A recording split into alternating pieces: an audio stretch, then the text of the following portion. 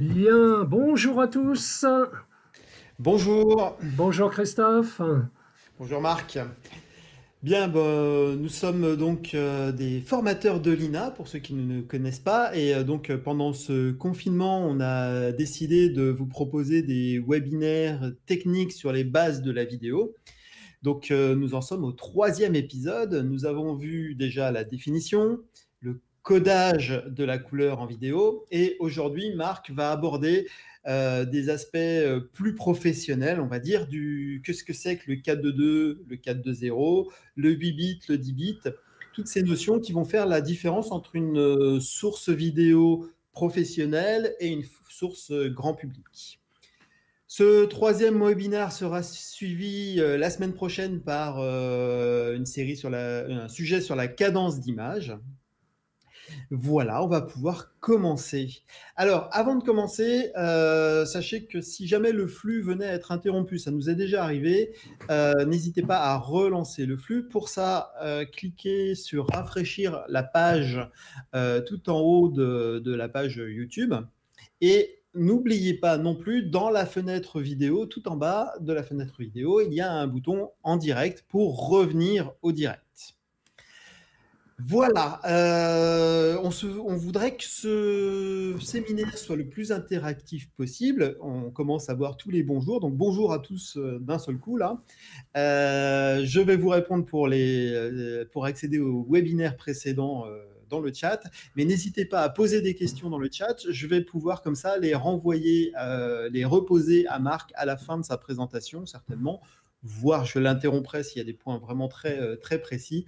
Et donc, à la fin de la présentation, c'est une petite période de questions-réponses. Donc, n'hésitez pas à poser plein de questions dans le chat.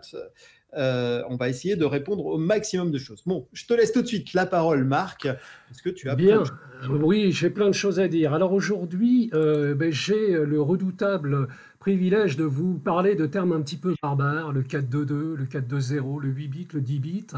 Je vais essayer d'être le plus didactique possible. Nous allons commencer tout de suite par ces notions de 8 bits, 10 bits. Qu'est-ce que tout cela signifie? Alors, on a vu la semaine dernière que une image numérique était composée finalement de trois informations. Pour transmettre ces trois valeurs, qui peuvent être des valeurs de rouge, de vert, de bleu, ou le plus souvent des valeurs de luminance et deux valeurs de chrominance, donc Y, CB et CR, pour transmettre ces trois valeurs, nous allons utiliser des nombres. Nous faisons donc de la vidéo numérique. Et il va donc falloir exprimer ces valeurs par des nombres, faire ce que l'on appelle de la quantification. La quantification, c'est un nom qui peut paraître très barbare, mais finalement, c'est la même chose que quand on est en train de regarder son thermomètre et on se pose la question, quelle température fait-il aujourd'hui? On veut donner une valeur numérique à un phénomène physique, en fait. Et on peut dire tout simplement, aujourd'hui il fait 20 degrés, ou 21 degrés, ou 19 degrés. Bon, dans ce cas-là, on a une estimation de la valeur au degré près. Mais si on veut être un petit peu plus précis, on va pouvoir dire, eh bien, par exemple, il fait 20,3 degrés, ou 20,1 degrés, ou 20,2 degrés. Bref, on est précis au dixième de degré près, et puis ainsi de suite. On peut être au centième, au millième, au 10 millième, etc., etc. On peut aller comme ça jusqu'à un très grand nombre de chiffres. On s'aperçoit que plus on veut être précis, plus on est obligé d'utiliser de chiffres. Là, en bas, on est précis au millionième de degré près, et puis on utilise 8 chiffres, alors qu'en haut, on a une précision de 1 degré, et on utilise simplement 2 chiffres. Donc, qu'est-ce qu'on s'aperçoit? C'est que plus on va être précis dans la description par des nombres des couleurs des pixels, plus on va utiliser de chiffres binaires, plus on va utiliser de débit. Voilà, c'est ça qu'il va falloir... il va falloir trouver le bon compromis par rapport à ça, et c'est là qu'on va choisir les systèmes à 8 bits, 10 bits, 10 bits, etc. Mais n'allons pas trop vite. la différence entre le fait de regarder son thermomètre le matin et puis de faire de la vidéo numérique, d'abord c'est que en numérique, on utilise des chiffres binaires, hein. On va parler de binary digit, d'où l'abréviation qui donne ce nom, le bit. Et ces chiffres binaires, eux, ils ne peuvent prendre que deux valeurs, 0 ou 1. Pourquoi on utilise des chiffres binaires? Tout simplement parce que les calculs sont faits par des circuits électroniques et ce sont des circuits qui ne peuvent prendre que deux valeurs, 0 ou 1, comme par exemple un circuit d'éclairage qui va être soit allumé, soit éteint. Bref, tout ça pour dire que plus on va utiliser de bits, plus on va être précis dans la description des couleurs et la contrepartie, c'est qu'on aura besoin de plus de débit. Alors voyons ça un petit peu dans le détail et imaginons maintenant qu'on veut transmettre l'information de luminance, l'information Y sous la forme d'un nombre. Et je rappelle, cette information, elle transmet la luminosité de chacun des pixels. Alors, si on utilise un seul bit, on n'a que deux valeurs possibles. 0 ou 1. Donc, du coup, qu'est-ce qu'on va pouvoir transmettre comme information? On va pouvoir simplement dire c'est blanc ou c'est noir. Bon, on ne va pas très très loin dans la description de notre valeur de gris. C'est évidemment pas suffisant. Si on utilise maintenant 2 bits, avec 2 bits, on est capable de compter jusqu'à 4. On peut écrire 0, 0, 0, 1, 1, 0, 1, 1, et bref, on a 4 valeurs possibles. Donc, du coup, on va pouvoir coder 4 niveaux de gris possibles. On a déjà une description de notre luminosité, de notre luminance, qui est un petit peu plus fidèle, mais enfin, c'est quand même très très basique, quoi. C'est noir, gris foncé, gris clair ou blanc. Il va falloir augmenter le nombre de bits de façon à avoir une description qu'on jugera assez fidèle de notre valeur de luminance de chacun des pixels. Avec 3 bits, on a 8 valeurs possibles, donc on peut exprimer 8 valeurs de gris, c'est encore insuffisant. On va, avec 4 bits, pouvoir en exprimer 16, donc 16 valeurs de gris, ça reste encore insuffisant parce que vous voyez ici, on voit encore la différence entre les paliers, les différentes valeurs de gris, donc on sera incapable de restituer sur une image un dégradé par exemple. Donc il va falloir monter encore avec 6 bits, 64 valeurs possibles. Là on voit encore un petit peu les paliers. Et puis enfin, si on monte à 8 bits, avec 8 bits, nous avons 256 valeurs possibles. Avec 8 bits, on compte entre 0 et 255. Donc on a 256 valeurs de gris possibles. Et là, les valeurs de gris, on commence à plus les distinguer. C'est-à-dire que les paliers sont tellement proches les uns des autres qu'on n'arrive plus à les distinguer les uns des autres. Et donc, ça commence à être quelque chose de tout à fait valable pour exprimer de la vidéo numérique. Alors, on les voit encore un tout petit peu, les paliers. J'ai fait un grossissement que vous voyez ici. Et je ne sais pas si vous les voyez parce que donc vous recevez un flux, une image vidéo qui a été compressée pour la diffusion sur YouTube, donc du coup il y a de la dégradation, donc cette dégradation doit estomper les paliers. Moi je peux vous dire en tout cas que sur mon écran, j'arrive encore à les voir. Bref, on va dire que 8 bits est une valeur qui est suffisante pour faire de la diffusion de vidéos. En tout cas, dans la plupart des cas, ça va être une valeur suffisante. On verra les exceptions, après. Une image sur 8 bits, qu'est-ce que ça veut dire? Ça veut dire que c'est une image qui est en fait sur 3 fois 8 bits. Pourquoi? Parce qu'il y a 8 bits par composante. Si l'image est en RVB, il va y avoir 8 bits pour le rouge, 8 bits pour le vert et 8 bits pour le bleu. Donc cette image, elle va avoir une certaine profondeur de couleur. Qu'est-ce que ça veut dire? Ça veut dire que le nombre total de nuances que l'on peut exprimer dans cette image sur 8 bits, c'est 256 valeurs pour le rouge, 256 pour le vert, 256 pour le bleu.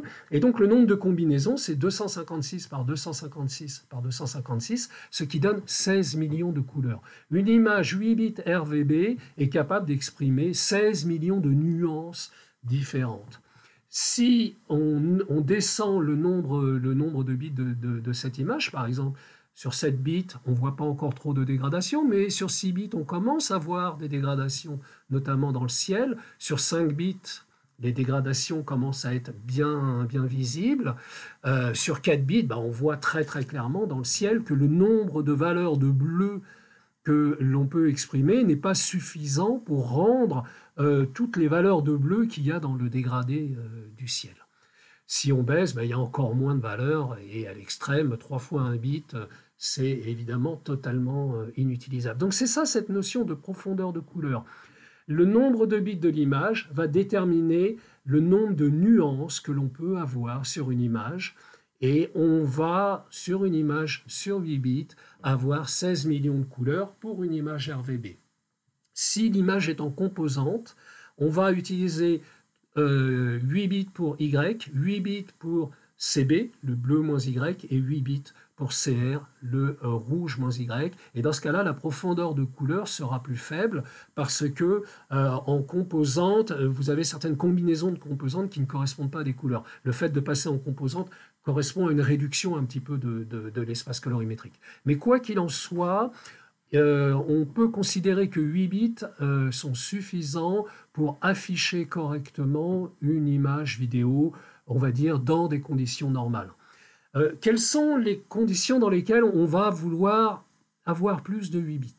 Premièrement, si on augmente la taille de l'écran et éventuellement la taille de l'espace colorimétrique, comme on le fait en UHD, eh bien dans ce cas-là, 8 bits, ça commence à plus être suffisant pour faire de la visualisation. C'est la raison pour laquelle les chaînes de télévision, toutes les diffusions en UHD se font sur 10 bits.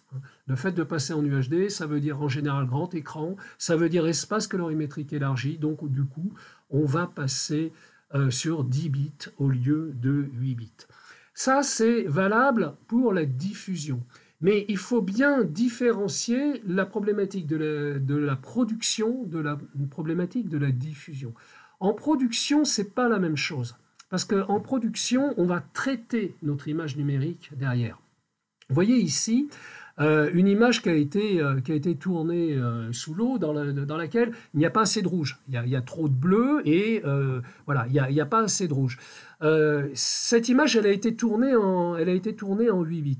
Donc, si on veut, en post-production, faire de l'étalonnage, c'est-à-dire reprendre les couleurs et remonter le niveau des détails rouges dans cette image, eh bien, on va forcément générer de la dégradation. Pourquoi? Parce que vous voyez sur l'histogramme ici que sur le rush, finalement, il y a très peu d'informations rouges dans l'image. Et donc, si on veut dilater cette information rouge à l'étalonnage pour augmenter les valeurs de rouge, eh bien, on recrée ici des paliers de quantification. On recrée des pas ici. Vous voyez ici, vous avez des stries qui apparaissent.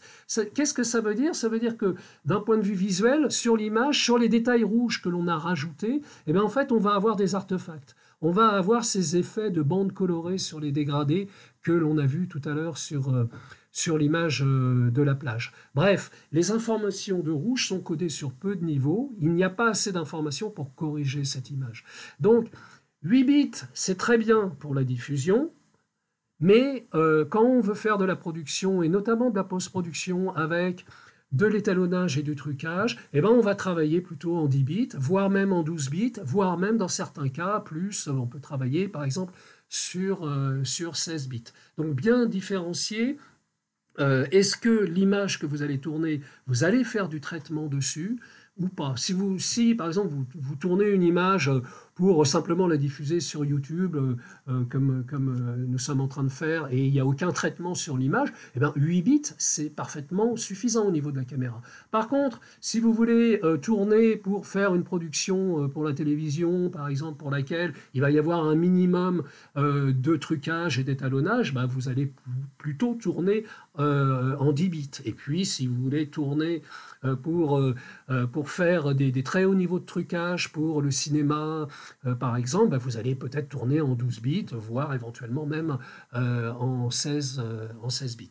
Voilà tout ce qu'il y a derrière cette notion de nombre de bits. Ça, c'est assez...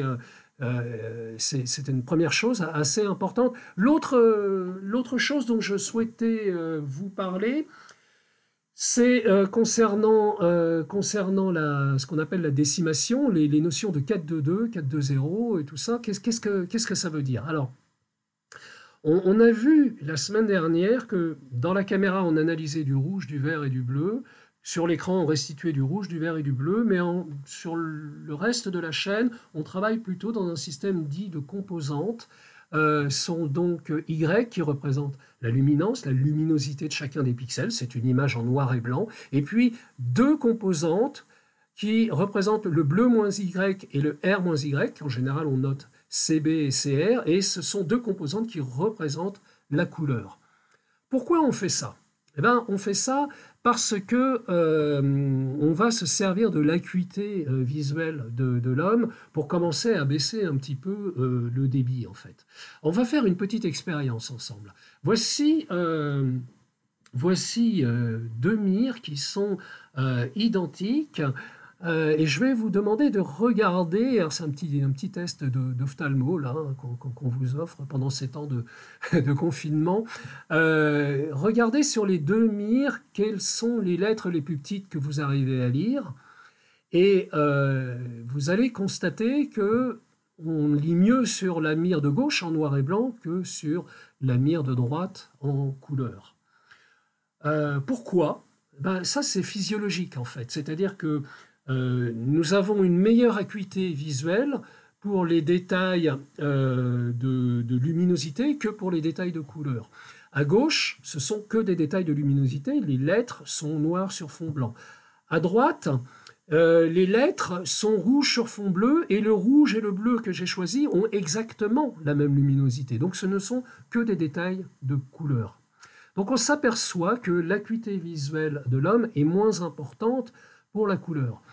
Donc c'est intéressant parce que du coup, en composante, on transmet d'une part l'information de luminosité et d'autre part deux informations qui représentent l'information de couleur. Et ces deux informations, on va donc décider de les transmettre un pixel sur 2 ou un pixel sur 4. Et c'est ça qui va donner naissance à tous ces systèmes dits 4-2-2, 4-2-0, etc.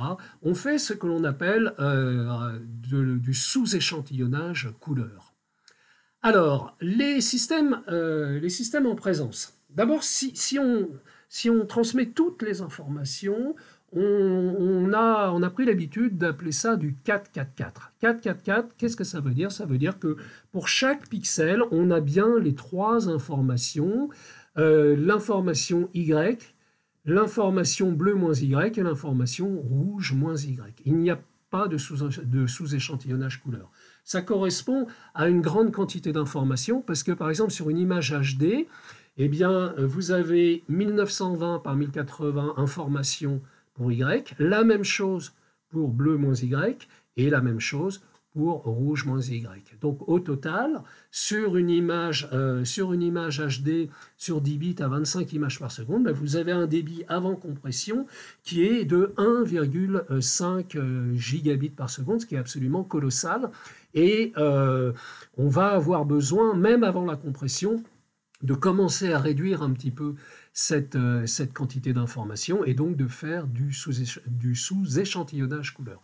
Le 4-4-4, il est relativement peu utilisé, sauf dans un domaine particulier qui est le domaine du cinéma, qui est là, en général, on travaille en 4-4-4, et puis on va travailler aussi en 4-4-4 lorsque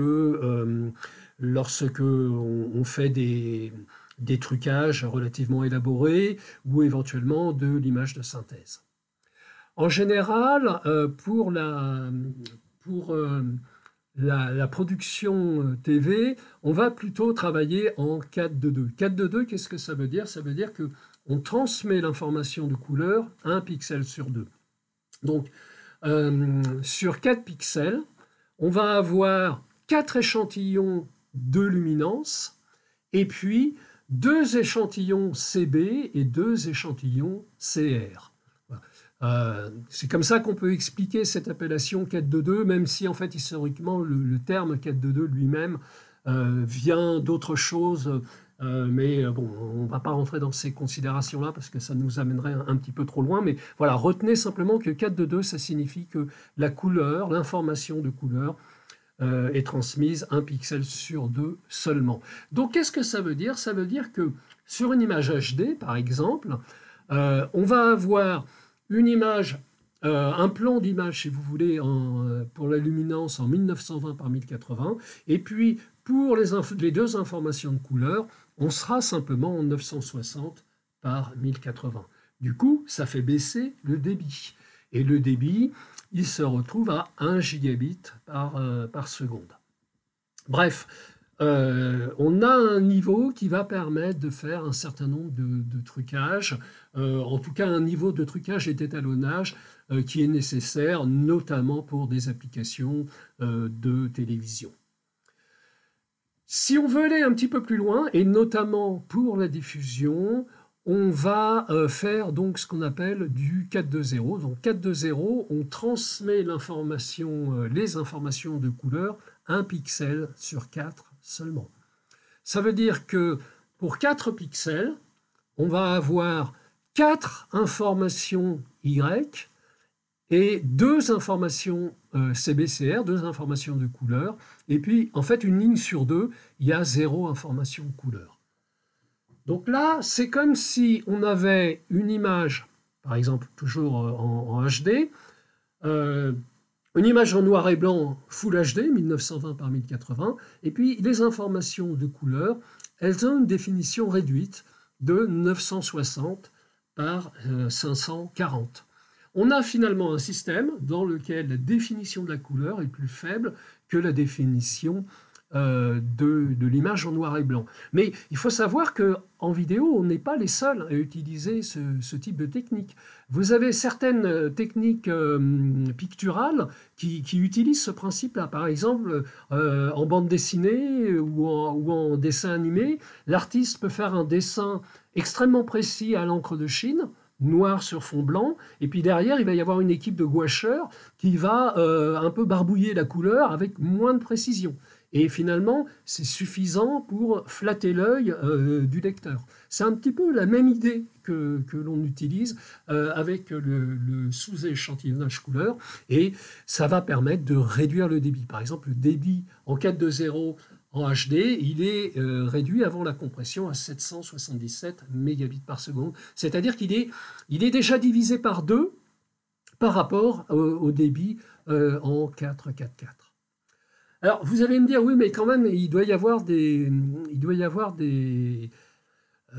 dégradations sur l'image. Eh bien, je vais vous dire, pas tant que ça, en fait. Voilà. C'est-à-dire que entre du 4.4.4 et du 4.2.0, eh bien, à l'œil, le plus souvent, on ne voit pas la dégradation. C'est pour ça que dès qu'on fait de la diffusion, le 4.2.0, il est amplement suffisant. Il n'y a pas vraiment de discussion là-dessus.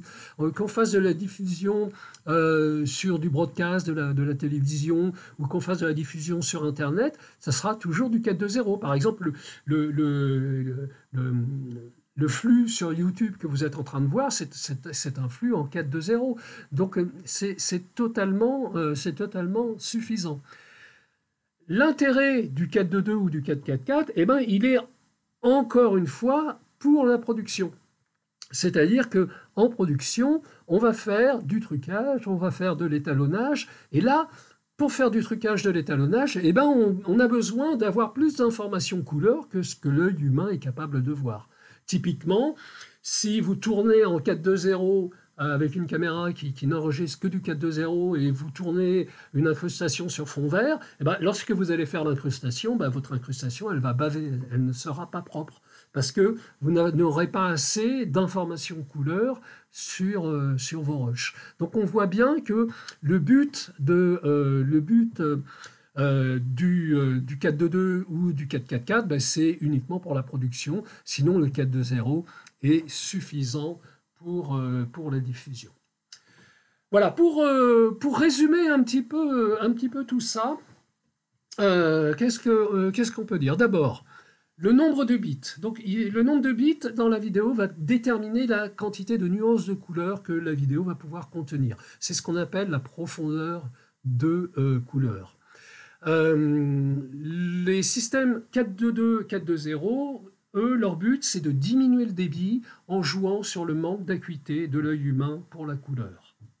Et enfin, pour être un petit peu plus pratique, qu'est-ce qu'on va utiliser? Eh bien, en général, pour la diffusion, on va utiliser du 8 bits en 4.2.0, mis à part le cas de l'UHD qui, lui, sera en 10 bits 4.2.0. Voilà. Et puis, en ce qui concerne la production, on va préférer utiliser du 10 bits en 4.2.2 en général pour un niveau de qualité de production de flux pour la télévision, et puis du 12 bits en 4.4.4 pour le cinéma. Voilà. Alors, ce que je vous dis là, ce sont des cas typiques, hein. Après, chaque production va faire son choix. Vous avez des productions cinéma qui ont les mêmes conditions techniques que des productions pour le web, et vous avez des productions pour le web qui ont les mêmes conditions techniques que les productions pour le cinéma. Par exemple, si vous prenez les séries Netflix, donc évidemment, je suis pas en train de vous dire ça doit être comme ça ou comme ça. Tous les cas de figure sont possibles. Mais typiquement, une production de flux en TV, on va être en 10 bits 4.2.2, et une production cinéma, on va être en 4.4.4 sur 12 bits.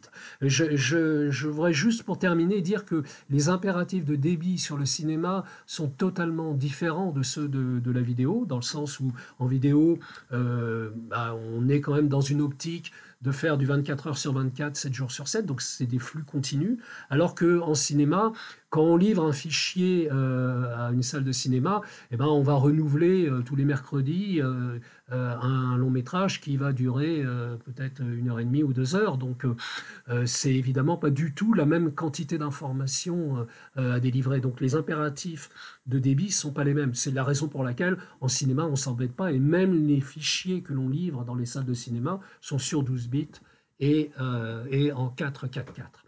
Voilà, voilà ce que je souhaitais vous raconter pour ce matin. Christophe, y a-t-il peut-être des questions qui sont arrivées? Oui, Marc, oui, oui, bien. Alors déjà, je voulais te faire part de plusieurs commentaires qui disent que Oui. c'est passionnant, que c'est très bien expliqué, etc. Donc ça Ah fait ben, plaisir. ça fait plaisir. Merci beaucoup. Voilà. Et puis, bah oui, j'ai pas mal de questions et je pense qu'il va y en avoir d'autres pendant que je vais te poser les premières. Adrien qui pose une question. Je dois tourner sur fond vert avec des effets à intégrer. Le 10 bits me semble indispensable pour cela. Point d'interrogation. C'est mieux, oui. C'est mieux d'être en 10 bits, effectivement. Mais surtout, ce qui est vraiment indispensable, c'est d'être en 4.2.2, ça, clairement. Mais en général, quand vous voyez les codecs qui sont utilisés, parce que tout ça est lié avec les codecs de production, les codecs qui sont en 4.2.2, en général, le plus souvent, sont sur 10 bits, hein, mis à part le XDCAM, le XDCAM 50 de Sony, mais sinon, les codecs 4.2.2, en général, sont sur 10 bits. Ok, bah justement, il y avait une question beaucoup plus loin, mais c'est pas grave, je la fais dans cet ordre-là, de Lucas. Le 4.2.2 8 bits de chez Sony n'est pas trop top top pour l'étalonnage alors? Ah, ça, c'est tout de suite les questions qui fâchent. C'est pas, oui, c'est pas idéal. Oui, il faut le dire, c'est pas idéal. Voilà, mais après, c'est un compromis, hein. Tout, tout choix est un compromis. Le 4.2.2, le 4.2.2, pardon, le XDCAM HD 50 de Sony, il fait 50 mégabits par seconde. Un codec de production 10 bits 4.2.2, par exemple les DNX HD ou les ProRes, eh ben, on va être tout de suite à 180 mégabits par seconde, c'est-à-dire 3 fois plus. Voilà, tout codec est un compromis. Pourquoi on ne calcule pas les bits, pardon, pourquoi on ne calcule que les bits en RVB et pas aussi ceux de la luminance, demande Eric. Pourquoi on ne calcule... Oui, j'essaye d'être sûr de bien comprendre la question. C'est-à-dire, pourquoi je fais mon calcul de profondeur de couleur sur le RVB? Parce qu'il est plus simple à faire. C'est-à-dire qu'en RVB, toutes les combinaisons de rouge, de vert et de bleu correspondent à une couleur. Hein. Je ne sais pas si vous vous souvenez, la semaine dernière, je vous ai montré une petite animation où je faisais varier les curseurs de rouge, de vert et de bleu, puis on voyait que ça amenait à différentes couleurs. Et donc, on a bien sur 8 bits 256 fois 256 fois 256 combinaisons. chacune de ces combinaisons correspond à une couleur. Quand on est en composante, ce n'est plus vrai. Voilà, parce que l'espace colorimétrique en composante, il n'a plus cette forme de cube que j'avais montré. Et donc, du coup, il y a certaines combinaisons qui sont des combinaisons dites interdites, dites illégales. Et donc, du coup, par exemple, quand on est en 8 bits en composante, en fait, la profondeur de couleur, elle est plutôt aux alentours de 4 millions de couleurs seulement. Ok. Quel intérêt d'utiliser, mais je pense que tu as répondu en cours parce que la question était arrivée avant, quel intérêt à utiliser du YCRCB versus du RGB, sachant que le YCRCB amène une réduction de l'espace colorimétrique, mais tu as un peu répondu avec, je pense, le 4.2.2, le 4.2.0 qui Ben permettent de voilà. changer le débit. L'intérêt, c'est qu'on va pouvoir faire du 4.2.2 ou du 4.2.0. Il est absolument impossible de faire du 4.2.2 ou du 4.2.0 sur une image RVB. On peut le faire parce que on a dissocié l'information de luminosité de l'information de couleur composante. Ok, une question pratique qui est si souvent en prod, je dois livrer des produits en ProRes 4.2.2 ou en ProRes 4.4.4 à partir d'éléments en DNX 36 par exemple. C'est une aberration, point d'interrogation. Donc, juste Ah, pour te donner un petit complément, j'ai été vérifier quand même parce que j'ai pas le DNX 36 en tête, je sais pas si tu l'as, c'est du 4.2.2, 8 bits. oui, oui, oui, tout à fait. Dit comme ça, c'est une aberration. Le DNX HD36, c'est un codec de prévisualisation, en fait.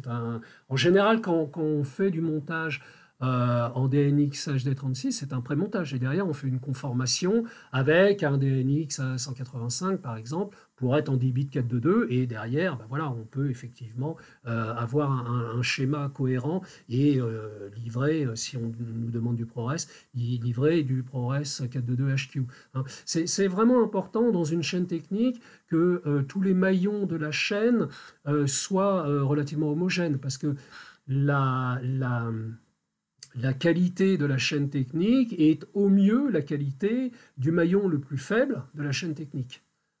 Et là, clairement, si la chaîne technique, c'est directement à partir de DNX HD36 d'exporter du ProRes 422HQ, bah, dans ce cas-là, bah oui, on n'aura que la qualité du DNX HD36. Ok. Est-ce que l'on peut bien corriger l'image tournée en 4.2 10 bits à l'étalonnage sans effets spéciaux? Je sais pas. Est-ce que l'étalonnage est un effet spécial?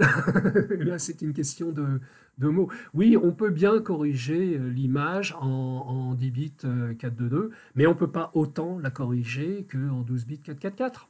Voilà, c'est une réponse un peu de Normand hein, que je fais. Je Je m'excuse pose auprès des Normands.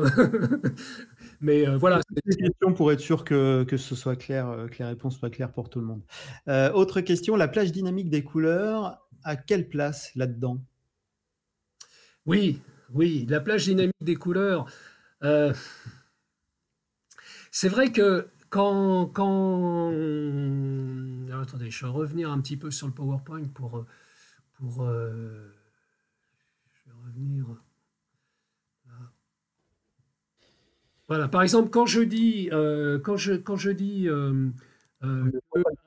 avec, avec 4 bits, nous avons 16 valeurs possibles, je dis nous avons 16 valeurs possibles pour exprimer des dégradés entre le noir et le blanc. Mais je ne dis pas du tout quel est le noir et quel est le blanc. C'était un petit peu la question qui m'avait été posée la semaine dernière, où quelqu'un m'avait dit, et c'était assez juste, mais quelle est l'échelle des valeurs sur le cube? Voilà. Cette échelle, elle est relative à un système. Voilà. Et le système, il n'est pas forcément, euh, par exemple, en SDR, en Standard Dynamic Range, c'est-à-dire le le système actuel. Oui, on a standardisé un noir et un blanc, mais après, chacun règle son écran de la façon dont qu'il veut. Donc, on ne peut pas dire que ça soit exactement, que ça soit une échelle absolue. Pour répondre plus précisément à la question, quand on passe en HDR, il est clair que le noir est plus profond et le blanc est plus intense. Donc, du coup, l'échelle de quantification correspond à des paliers qui sont plus espacés les uns des autres. Et c'est une des raisons qui fait que en UHD, on préfère faire la diffusion sur 10 bits, parce que là, clairement, le 10 bits est nécessaire. Et de la même façon, en UHD, et notamment en HDR, la production sur 8 bits, là, on va totalement oublier. Là, pour le coup, il faut avoir une chaîne technique complètement sur 10 bits. Ok, merci. Deux questions qui se rejoignent. Est-ce que le 12 bits 444 est aussi utilisé pour la fiction destinée à la télé? Et du coup, deuxième question, ce serait pas du pur marketing le 444 pour les prochaines TV? Alors là, je parle des télés, hein, des récepteurs télé, donc, qui annoncent que dans le futur, on aura du 444. Ouais, alors, alors, je vais essayer de répondre. C'est un petit peu compliqué à répondre parce que, en tout cas pour la première question, hein, oui, 12 bits 444, c'est bien pour une production cinéma. En fait, en cinéma, souvent, on est même très souvent en RAW, et en fait, en RAW, on est sur 16 bits. Mais voilà, pour d'autres raisons, parce que en RAW, il n'y a pas de courbe de gamma, donc on est obligé on est obligé d'étendre encore l'échelle de quantification.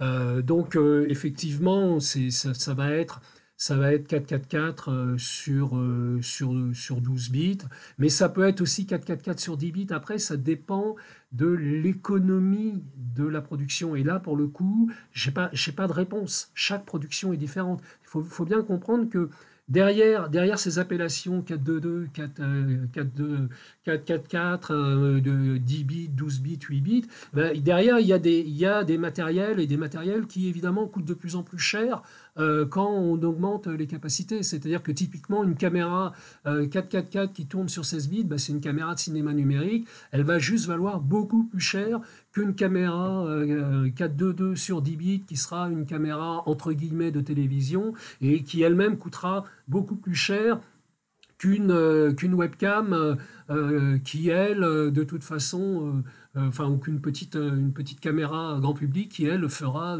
du 420 sur 8 bits.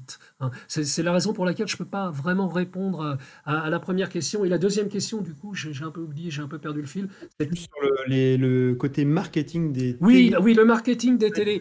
Ouais, quelque part, c'est un peu du marketing parce que de toute façon, les télés,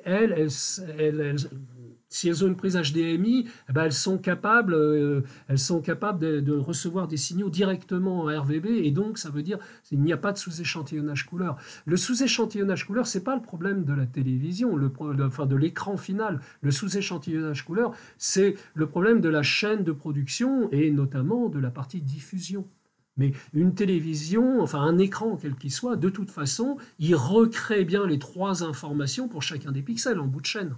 Donc finalement, dire que ça fait du 4-4-4, oui, oui, oui, ça gère du 4-4-4, voilà. Un petit mot sur le 4-4-4-4? Ah oui, le 4-4-4-4. Oui, vous avez peut-être vu ça, notamment les codecs ProRes sur 12 bits le proposent. Qu'est-ce que ça veut dire? Ça veut dire que non seulement on a les trois couches qui permettent de définir une image en couleur, mais on a une couche supplémentaire qui va permettre de définir un masque. Ou un masque, par exemple, pour faire de l'incrustation, ou un masque pour faire des effets ou de l'étalonnage, en fait. Hein. C'est une couche supplémentaire, et ça va ne servir que en post-production. Bien, j'ai plusieurs questions qui arrivent, qui sont un peu liées. Je vais essayer de les faire dans un certain ordre. Tiens, on va commencer par celle-ci. Comment peut-on savoir sur quel bit on tourne en DSLR, par exemple sur un Canon Mark III? J'ai envie de dire, on lit la doc, mais ça, c'est un peu basique. Alors, non, il y a un moyen, il y a un moyen très simple qui est d'enregistrer un fichier avec le codec qu'on a choisi, et puis ce fichier, de le regarder. Il y a un petit utilitaire qui est très très bien, qui s'appelle Media Info, que je vous recommande chaudement. Et avec ce petit utilitaire qui est open source, qui est gratuit, eh ben vous avez, vous savez si c'est du 8 bits ou du 10 bits. En général, sur les DSLR, le plus souvent, c'est du 8 bits en 4.2.0, le plus souvent. Il y a, pour compléter, il y a quelques DSLR qui proposent du 4.2.2, mais Oui. effectivement, je crois que pour les DSLR, ils sont tous en 8 bits. Du coup, tu as dit un gros mot, tu as dit codec. Ah, Et, ah, le vilain. Ah, et du coup, pas ça bien, m'amène pas à une bien. autre question, voire deux questions. Je vais te les poser en même temps. Est-ce le codec qui impose la décimation ou le matériel? Et c'est quoi la différence d'un codec ProRes en 10 bits à celui du H.264 10 bits? Oui, alors, il faut qu'on fasse un webinaire sur la compression, Christophe. Bah, Là, ça va demander beaucoup de temps. Non, simplement, ce qu'il faut comprendre, c'est que si vous avez un... Donc, d'abord, un codec, qu'est-ce que c'est? Un codec, c'est un codeur-décodeur. C'est-à-dire, en fait, c'est un logiciel ou un matériel qui va exécuter la compression, c'est-à-dire diminuer la quantité de données, et puis exécuter la décompression pour afficher l'image. Donc, encoder l'image et décoder l'image. D'où l'appellation codec. Euh, Ce qu'il faut comprendre simplement, c'est que si vous voulez compresser très fortement, par exemple pour faire de la diffusion sur Internet, ben, vous avez plutôt intérêt à partir d'une image dans laquelle vous avez déjà supprimé de l'information, c'est-à-dire partir d'une image en 4.2.0 sur 8 bits.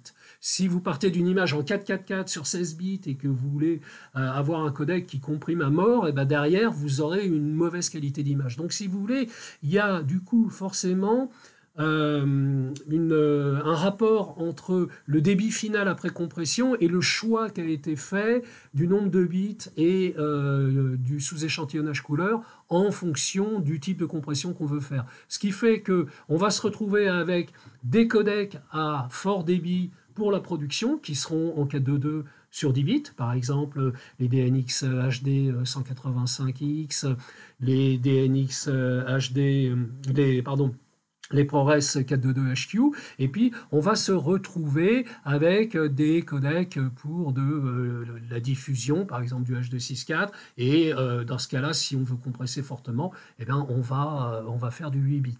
Mais il faut savoir que le H.264 c'est pas un simple codec, en fait, c'est une boîte à outils qui permet de fabriquer plein de codecs différents.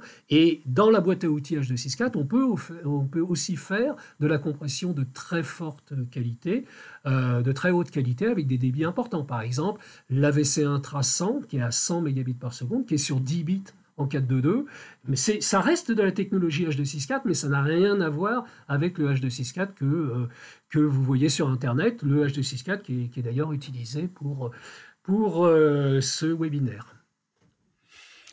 Ok.